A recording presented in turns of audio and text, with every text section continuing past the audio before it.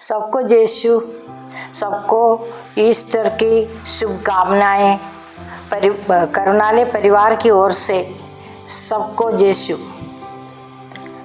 आज हम मनचिंतन करेंगे यीशु मृतों से क्यों जी उठा।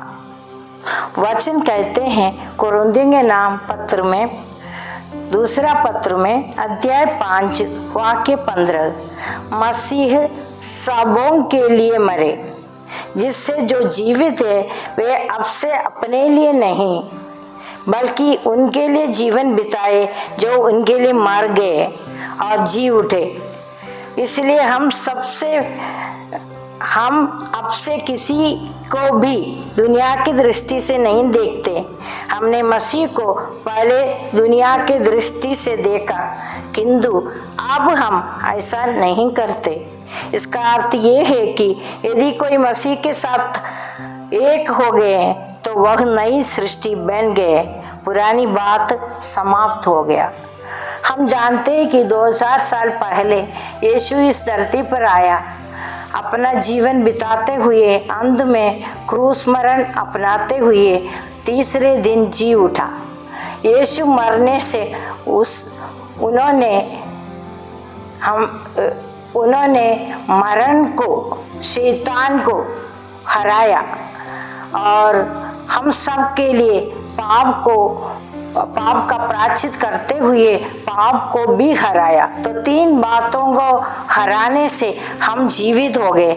इसीलिए ये रोमन के पत्र में ये लिखा है 8वें अध्याय में, जिसने ईसा को मृतों से जिलाया, यदि उसका आत्मा आप लोगों में निवास करता है तो जिसने ईसा मसीह को मृतों से जिलाया वह अपने आत्मा द्वारा जो आप में निवास करता है आपके नश्वर शरीर को भी जीवन प्रदान करेगा।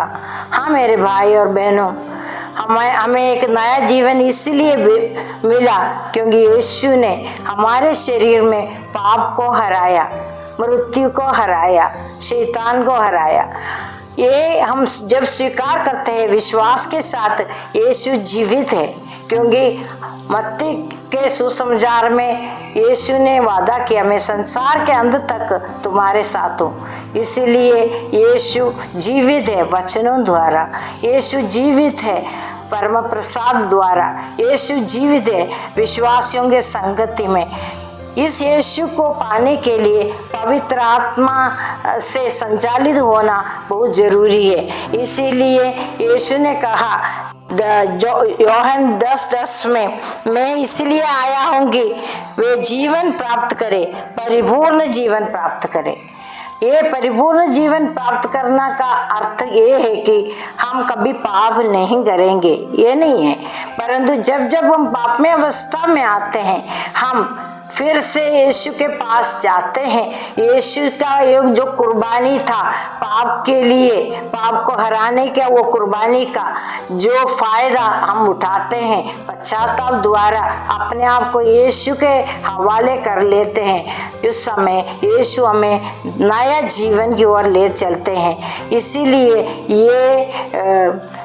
ये त्योहार तो इस ईसाइयों के लिए बहुत महत्वपूर्ण है। अगर यीशु जीवित नहीं हुआ तो ईसाई नहीं है, अगर यीशु जीवित नहीं हुआ, मृतों से जिलाया नहीं है परमपिता ने उनको, तो हमारा विश्वास अधूरी है, क्योंकि हम उस आशा के साथ जीवन बिता रहे हैं जहां हम इस दुनिया के जीवन के अंत में मरेंगे और यीशु के साथ जी उठेंगे।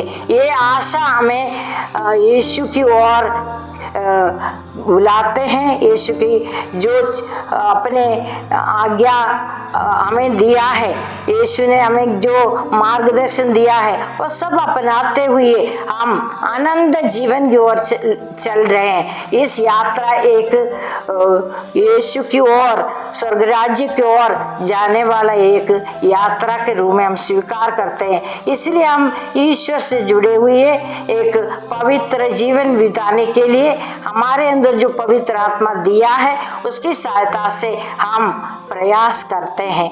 आइए हम इस त्योहार का परिपूर्ण जो फायदा है, जो अनुग्रह है, जो कृपा है, वो प्राप्त करने के लिए अपने अंदर जीवित यीशु को पाए और दूसरों को भी ये सुसमाचार सुनाए, क्योंकि अगर यीशु जीवित नहीं है तो सुसमाचार भी नहीं है। आइए हम प्रार्थना करें। हम सबको प्रभु हम इस अवसर पर, इस महत्वपूर्ण त्योहार पर सबको आशीष दे, अपने परिवार को भी आशीष दे। आमीन।